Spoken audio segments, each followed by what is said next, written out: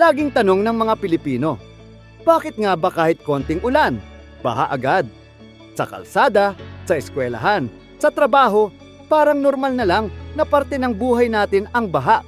Pero kung titingnan natin, maraming dahilan kung bakit hindi matapos-tapos ang problemang ito. Sa video na ito, tatalakayin natin ang top 20 na dahilan bakit laging binabaha ang Pilipinas mula sa natural na dahilan hanggang sa mga palpak na flood control project. Pero bago ang lahat, huwag kalimutan i-like, i-subscribe at i-click ang notification bell. Tara, simulan na natin. Top 20 Arkipelagong Bansa. Alam mo ba na natural ng flood prone ang Pilipinas dahil isa tayong arkipelagong bansa? Ibig sabihin, binubuo tayo ng mahigit 7,000 isla na napapalibutan ng dagat, ilog at sapa. Kapag malakas ang ulan o may bagyo, mabilis na umaapaw ang mga anyong tubig na ito at dumidiretso sa mga komunidad. Kaya kahit hindi ganoon katindi ang buhos ng ulan, ramdam agad natin ang pagbaha. Dagdag pa rito, maraming lugar ang malapit sa baybayin o nasa mababang bahagi ng lupa. Kaya't mas mabilis silang lumubog sa tubig. Sa madaling salita, likas na nasa panganib ang Pilipinas sa baha dahil sa ating heograpiya. Top 19, mataas na rainfall. Isa rin sa malaking dahilan kung bakit laging binabaha ang Pilipinas ay ang sobrang taas ng rainfall o dami ng ulan na natatanggap natin taon-taon. Dahil tropical country tayo, normal na meron tayong mahabang tag-ulan at mahigit 20 bagyo kada taon. Kapag sabay-sabay pa ang pag-ulan, mabilis mapuno ang mga ilog at estero na kulang sa kapasidad. Idagdag pa ang kulang na drainage at sira-sirang kanal. Kaya't kahit ilang oras lang na malakas na ulan, lubog agad ang kalsada. Ang daming bansa na mas malakas pa ang ulan pero hindi binabaha agad. Samantalang dito sa atin, sapat na ang isang buhos para maging swimming pool ang buong barangay.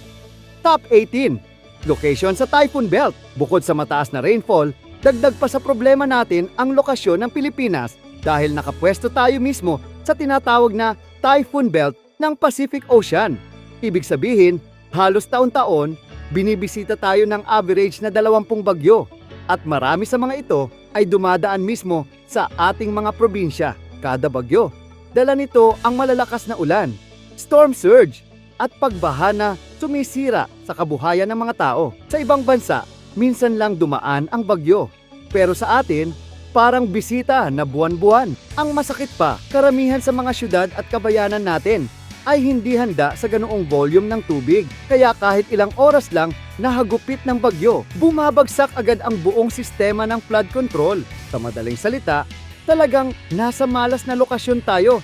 Kaya natural na lagi tayong lantad sa pagbaha. Top 17, pagbabago ng klima o climate change. Kung dati, normal na lang ang pagbaha tuwing tag-ulan. Ngayon, mas lumalala pa dahil sa epekto ng climate change. Dahil sa global warming, mas nagiging unpredictable ang panahon. Ibig sabihin, minsan tag-init pero bigla na lang uulan ng sobra-sobra. Kapag bumuhos, hindi lang basta ulan, kundi malalakas na bagyong may dalang mas matinding tubig kaysa dati. Dagdag pa rito, ang mas mabilis na pagkatunaw ng yelo sa Arctic at pagtaas ng dagat na dumadagdag sa pagbaha sa mga coastal areas. Sa madaling salita, mas malakas, mas matagal at mas madalas ang pagbaha dahil sa pagbabago ng klima. Kaya't kung dati, konting ulan lang ang problema, ngayon mas mahirap na dahil hindi mo na mahuhulaan kung gaano kalala ang epekto ng susunod na bagyo. Top 16, mababang elevation ng Metro Manila.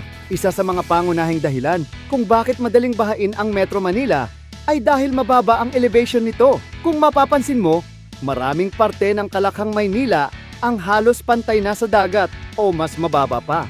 Ibig sabihin, kapag umulan ng malakas o tumaas ang tubig sa Manila Bay at sa mga ilog tulad ng Pasig at Marikina, wala nang mapuntahan ang tubig kundi bumalik sa mga kalsada at komunidad. Dagdag pa rito, sobrang siksikan na ng mga gusali at subdivision. Kaya wala nang natural na daluyan ng tubig. Kahit may pumping stations, kulang ito at madalas hindi napapakinabangan ng maayos. Kaya't sa tuwing may malakas na ulan, para na tayong nasa palanggana. Kapag napuno ng tubig, siguradong lubog ang Metro Manila. Top 15, pagbara ng mga estero at ilog. Kung tutuusin, isa sa pinakamalaking dahilan ng matinding pagbaha ay ang baradong mga estero at ilog. Imbes na dumaloy ng maayos ang tubig ulan papunta sa dagat, naiipit ito dahil tambak ng basura at mga informal settlers ang gilid ng mga daluyan. Nakikita natin sa Maynila, Pasig at iba pang lungsod na ang mga estero ay parang naging malaking basurahan. Kapag tag-ulan, lahat ng plastic, styro at putik ay nagiging bara.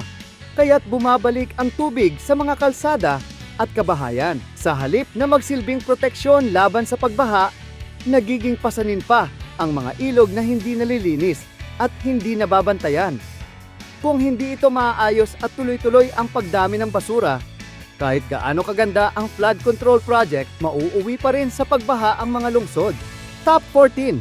Kawalan ng tamang sewerage system. Isa pang matinding dahilan kung bakit laging binabaha ang Pilipinas ay ang kawalan ng maayos na sewerage system. Sa maraming lungsod, lalo na sa Metro Manila, kulang o halos wala talagang sapat na drainage network na kayang sumalo ng biglaang buhos ng ulan. Kadalasan, mga lumang kanal pa ang ginagamit na hindi na na-upgrade kahit dumoble na ang populasyon.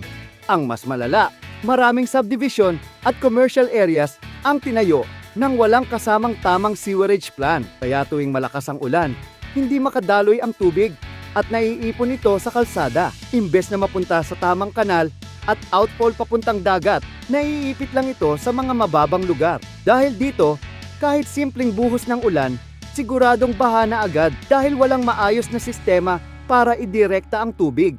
Top 13.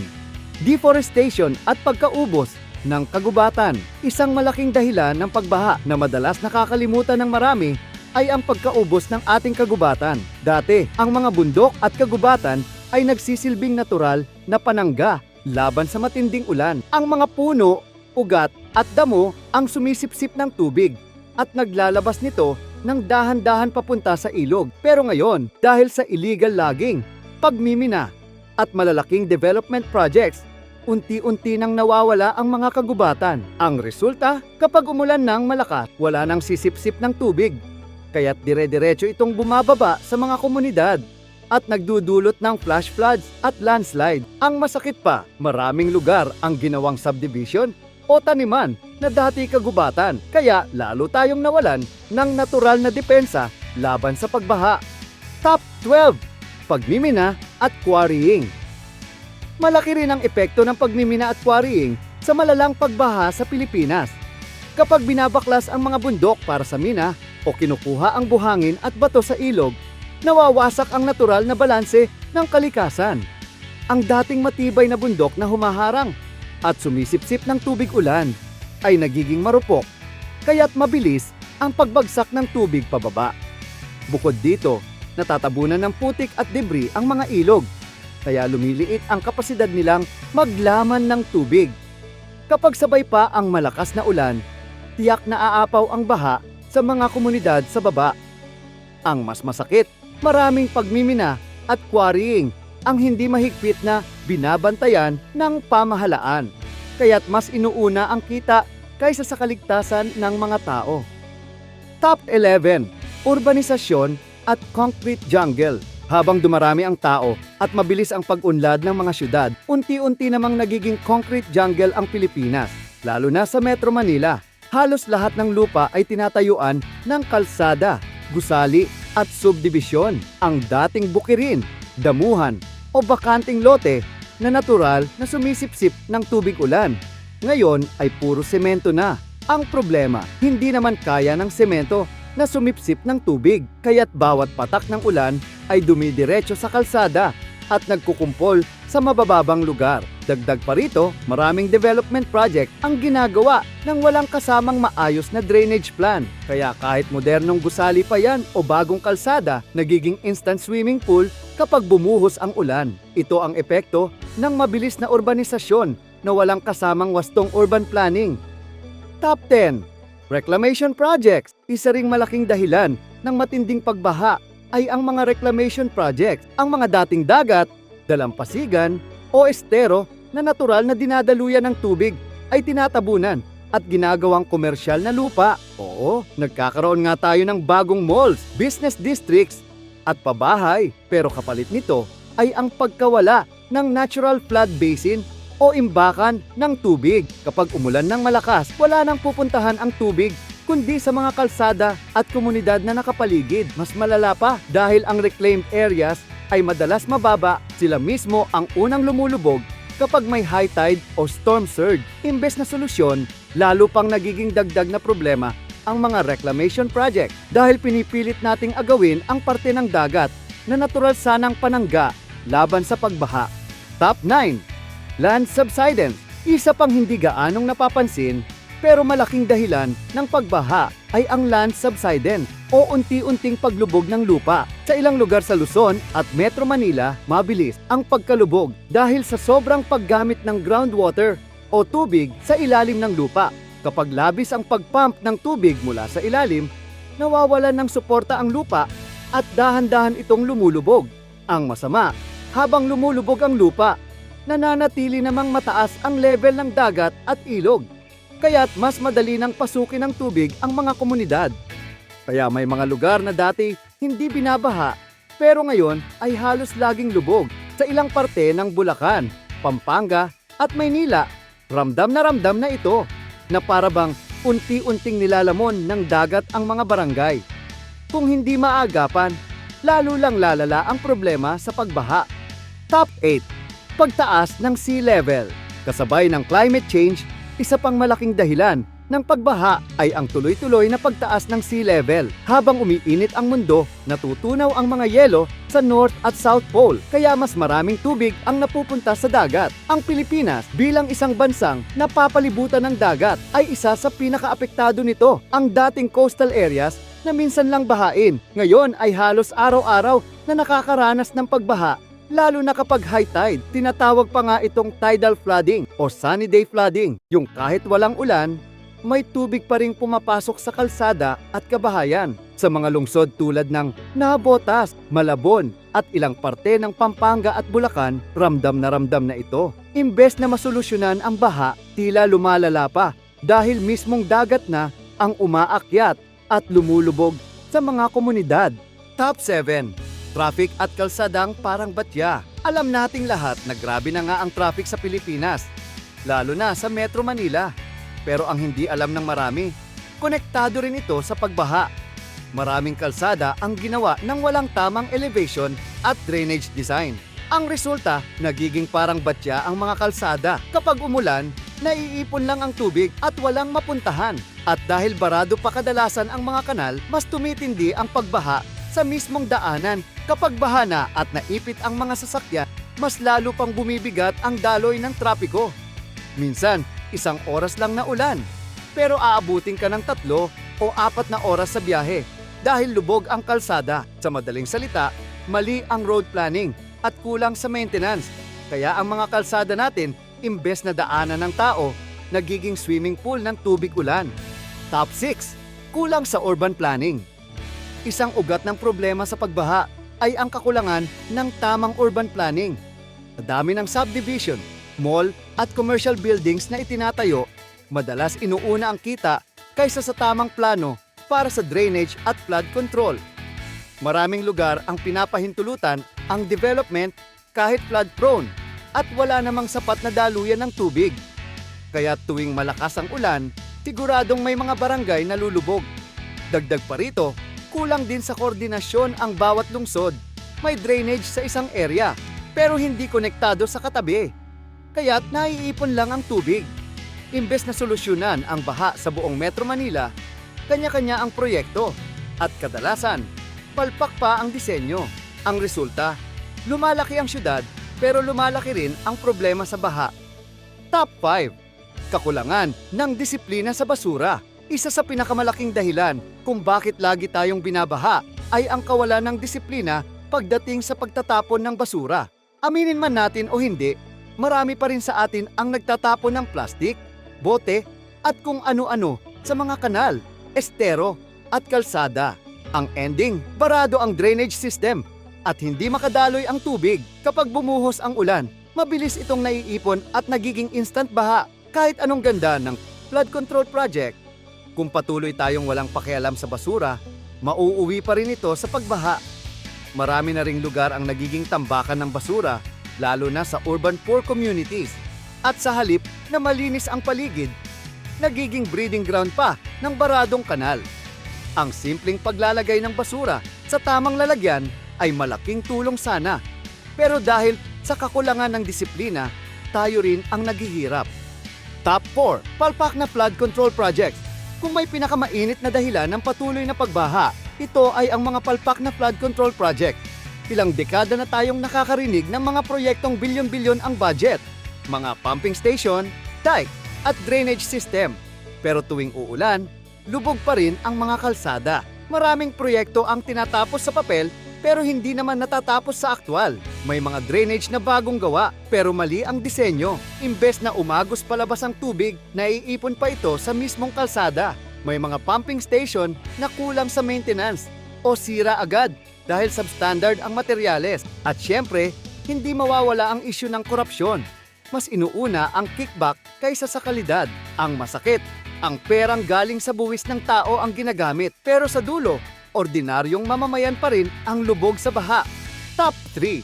Korupsyon sa infrastructure.